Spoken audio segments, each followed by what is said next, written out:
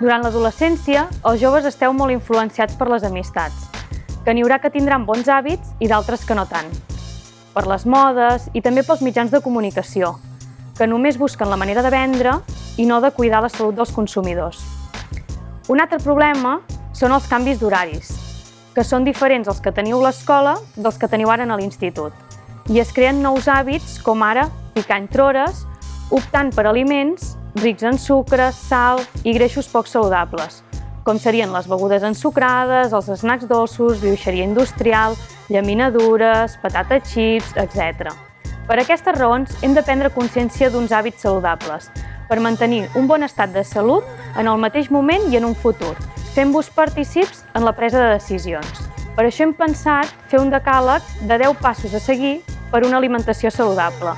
Són senzills i fàcils de dur a terme. Si voleu més informació, podeu contactar amb l'Oficina Jove de l'Alt Empordà o bé amb els vostres tutors, que de ben segur que us ajudaran. I si teniu més dubtes o voleu assessorament personalitzat, adreceu-vos a un dietista nutricionista col·legiat.